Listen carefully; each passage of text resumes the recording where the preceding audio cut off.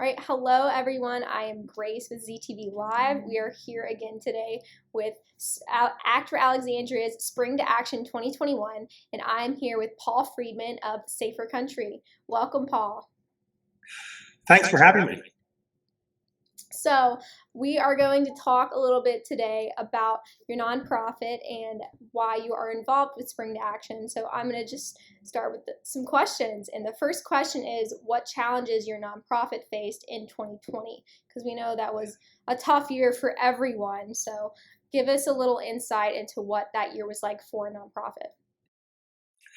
Well, obviously, it was a dramatically different experience for all of us going through this COVID fight.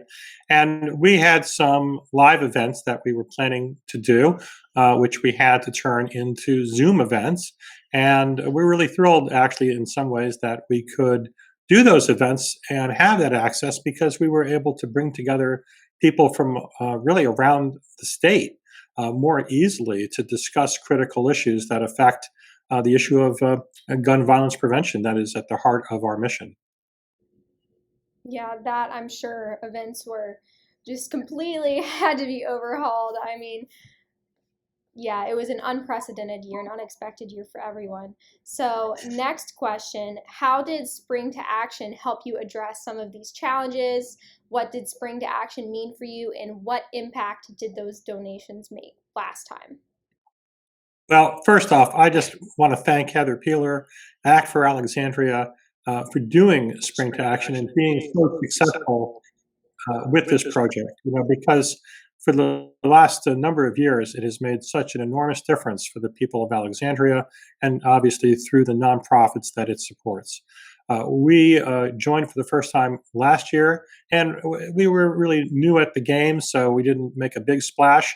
We're hoping to do a bit better this year. But the critical thing that it does is provide really an opportunity for the community to see that they do have a nonprofit devoted to gun violence prevention based right here in our city. And of course, since we have gone through our own mass shooting here, June 4th, 2017, we know firsthand the crisis that this country is facing. Just this past really 24 hours, we have seen yet another mass shooting in Orange County, costing 4 lives. We've seen 2 lives lost from a shooting in D.C. Those shootings, of course, are being taken for granted by our country, unlike the one in Orange County, which was relatively unusual for that area, so that gets a lot more press. Of course, the crises that we saw in Atlanta and Boulder, they have once again highlighted for the country what an enormous challenge this is and what more we have to do, and it's a lot. Obviously, at the federal level, there are many laws that are being proposed. Certainly, Safer Country supports these efforts, and we really are proud of our member of Congress, Don Beyer, who has been a supporter and a friend of Safer Country. And as well, of course, our United States Senators, Tim Kaine and Mark Warner, our outstanding support that they provided on this issue. And we know that Tim Kaine served as governor during one of the most difficult times in our state's history when the attack occurred at Virginia Tech. And he handled that with sensitivity and courage and worked to change laws after the fact, including improving the way we get names into the background check system. Now at the federal level, we really do need to close loopholes and expand the background check system to be comprehensive. The other thing that Congressman Beyer is working on is helping to facilitate getting what is commonly known as red flag laws into other states. Now that Virginia is the 19th state to have it, there are 31 states that don't, and the law is basically an opportunity to separate people from their guns on a temporary basis when they're facing when really the community is facing an imminent threat from them, a danger from them to themselves, perhaps, or to others. And this is a process that goes through law enforcement, needs to be an investigation before a gun is temporarily removed. And there are court procedures and court hearings involved to prevent people from losing the civil rights that they seek to protect in this process. But it really is a vital area for us to pursue. In our state, it's known as an emergency substantial risk order. In other states, it's called an extreme risk protection order, or perhaps a firearms restraining order, or the gun violence restraining order in California. But it's really critical that we get the message out that we can, even with federal law not being moving forward at the moment, that on a state level, here in Virginia and in 18 other states in the District of Columbia, people can take the matters into their own hands. They can contact the police, let them know when they see a problem, and engage them in trying to investigate and prevent gun violence. It's really critical, and that's a really a central part of the work of a nonprofit like ours, which is educational in nature and also focuses on advocacy.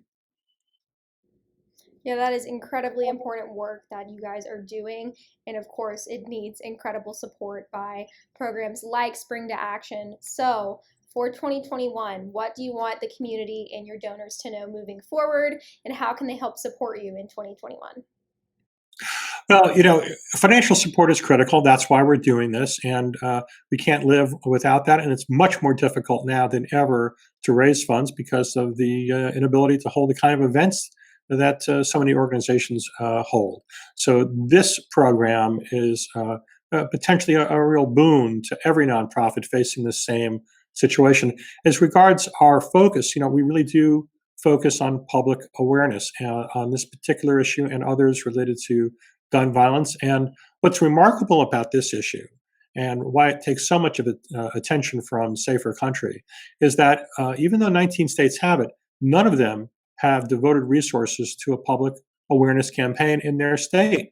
It's often trained by law enforcement, still even not sufficiently, so that members of law enforcement know about it in case a situation arises where they may be able to use this law to remove a gun from someone who they consider to be a danger to themselves or others. And of course, when I say themselves, 2/3 of gun deaths in America are suicide. So a great many of those can be prevented and through this process and through this law.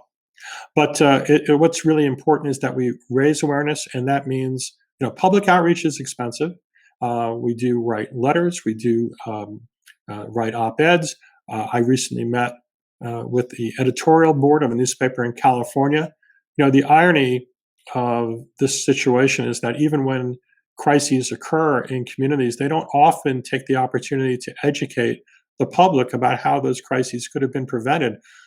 There was a horrific tragedy in Napa Valley County 3 years ago, this past March.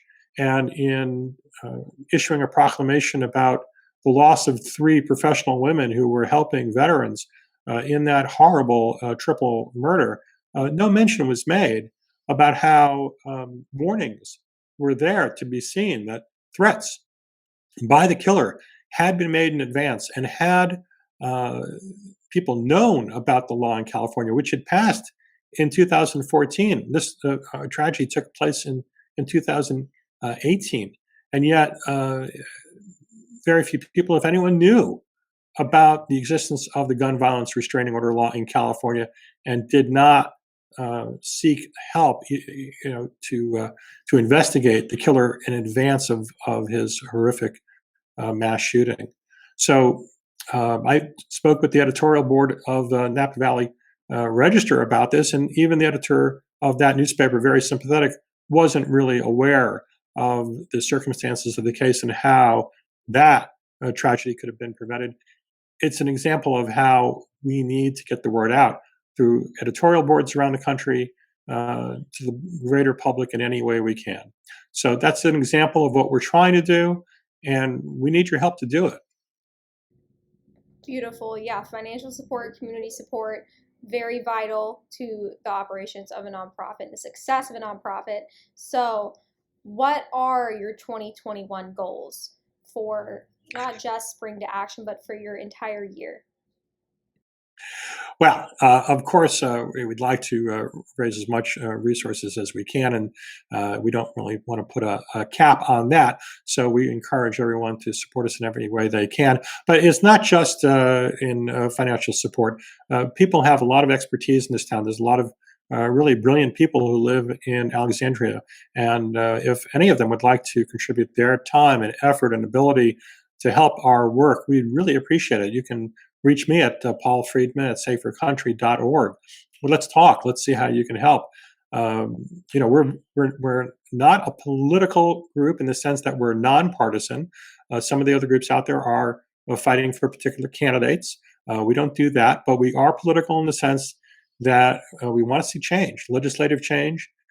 We are really excited about the legislative change that occurred, as really has been occurring in the last year and a half or so in Richmond, in Virginia, and certainly we hope for political change beyond.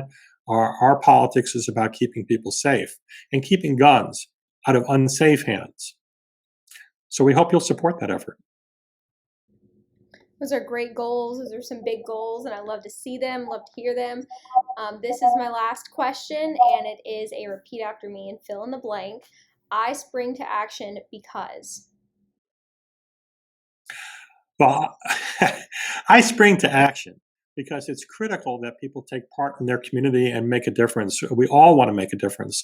And Spring to Action is offering a really unique platform for us to do that. So I really want to commend Heather Peeler and the whole team, and you, Grace. Thank you for doing this interview, because giving opportunity to nonprofits to be heard in this unique way will allow people throughout our communities who want to participate, who want to make a difference, but maybe don't have as much time as they'd like. This is a way for them to show their support, to write a check, to send, to use their credit card online, to or in any other way that they'd like to communicate with us and get involved.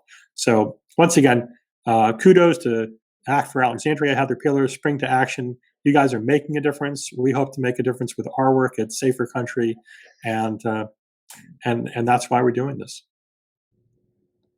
Absolutely. It's going to be a huge day, and I hope that you do meet all of the goals that you have set for yourself and your fellow Alexandrians. Thank you so much for being here today, Paul. Absolutely, my pleasure, Grace. And I wish everybody well, and I hope that we set a new record this year for donations through Spring to Action.